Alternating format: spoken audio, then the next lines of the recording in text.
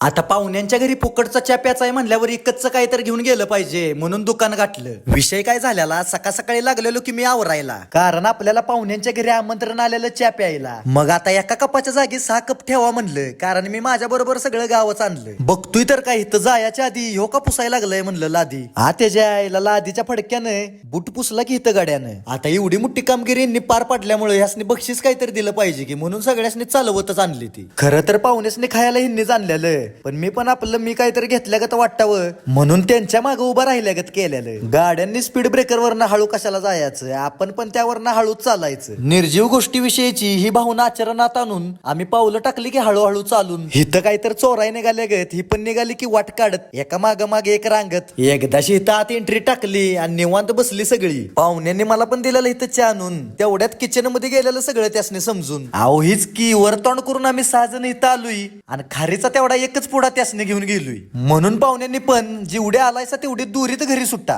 असं प्रेमानं समजून सांगितलं. आणि ती कमी होतं म्हणून वरनं आणि कुत्रं सोडलं. कुत्र्याच्या भ्यानं तरी आम्ही लापाटाकत तिथं थांबलेलो की पळत खाली आलो. हिथनं पुढं म्हणलं बाबा पाहुण्याच्या घरी जाताना लय काय काय खाया न्यायचं आणि बाकीचं अजून आमचं कारनामं ते तुम्ही पुढच्या व्लॉग मध्ये बघायचं.